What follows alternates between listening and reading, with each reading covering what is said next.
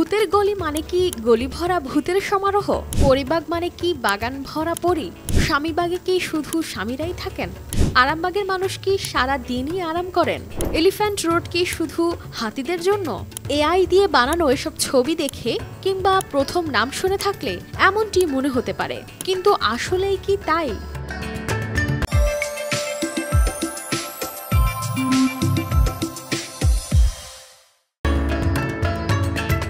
রাজধানী ঢাকা কারো কাছে ভালোবাসার শহর, কারো কাছে মায়ার শহর, আবার কারো কারো কাছে জাদুর শহর। এই শহরের বিভিন্ন জায়গার রয়েছে ভিন্ন ভিন্ন নাম। শুনতে মজার হলেও এসব নামের পেছনে রয়েছে এক একটি ইতিহাস।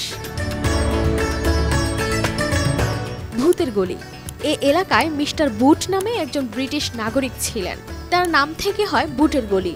পরবর্তীতে বুট থেকে প্রচলিত হয়ে যায় ভূতের গলি নামে।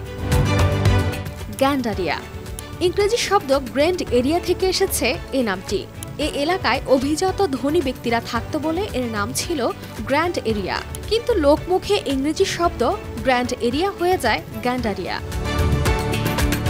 মহাখালী। এ এলাকায় মহাকালী নামের একটি মন্দির ছিল। সেই মহাকালী থেকে জায়গার নাম হয়ে যায় মহাখালী। গোপীবাগ। এ এলাকায় গোপীনাগ নামক এক ধনী ব্যবসায়ী ছিলেন। নিজ খরচে তৈরি করেন গোপীনাথ জিউর মন্দির। এর পাশেই ছিল হাজারো ফুলের বাগান। আর সর্বোপরি বাগান আর গোপীনাগ থেকে জায়গার নাম হয়ে যায় গোপীবাগ। পুরানা পল্টন ও নয়া পল্টন। ইস্ট ইন্ডিয়া কোম্পানির ঢাকাস্থ সেনানিবাসে এক প্লাটুন সেনাবাহিনী ছিল। তবে বাঙালিরা বাংলা বলতেই স্বাচ্ছন্দ্য বোধ করে, তাই প্লাটুন থেকে নাম হয়ে যায় পল্টন। পরবর্তীতে আগাখানিরা এই পল্টনকে দুই ভাগে ভাগ করেন।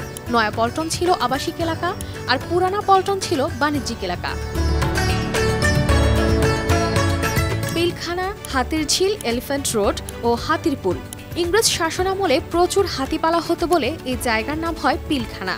হাতিগুলোকে যেখানে গোসল করানো হতো তার নাম হয় হাতির ঝিল। আর পিলখানা হতে ঝিলে যাওয়ার জন্য হাতিরা যে রাস্তা ব্যবহার করত তার নামকরণ করা হয় এলিফ্যান্ট রোড। আর এর মাঝে ছোট্ট একটি কাঠের পুল ছিল, যার নামকরণ হয় হাতির পুল। স্বামীবাগ। এ এলাকায় ত্রিপুরা লিঙ্গ স্বামী নামে এক ধনী ও রাজনৈতিক প্রভাবশালী ব্যক্তি ছিলেন। এলাকায় স্বামীজি নামেও তিনি পরিচিত ছিলেন। তার নাম অনুসারে এ এলাকার নাম হয় স্বামীবাগ। পরিবাগ। পরিবাণু নামে নবাব আহসান উল্লাহর এক মেয়ে ছিল। ধারণা করা হয় পরিবাণুর নামে একটি বড় বাগান করা হয়েছিল। পরবর্তীতে তার নাম ও বাগান অনুসারে এর নামকরণ হয় পরিবাগ। ধানমন্ডি। এককালে এ এলাকায় বড় একটি হাট বসত। হাটটি ধান ও অন্যান্য শস্য বিক্রির জন্য বিখ্যাত ছিল, আর তা থেকে এর নাম হয়ে যায় ধানমন্ডি। কাকরাইল। 19 শতকের শেষ দশকে ঢাকার কমিশনার ছিলেন মিস্টার ককরেল। নতুন শহর তৈরি করে তার নাম অনুসারে নামকরণ হয় কাকরাইল। আরামবাগ। এখানে প্রচুর ফল ও অন্যান্য গাছের বাগান ছিল। মানুষ সেসব গাছের ছায়ায় আরাম করার পাশাপাশি ফল পেড়ে খেত। আর সর্বোপরি বাগান সমৃদ্ধ এলাকার নাম হয়ে যায় আরামবাগ।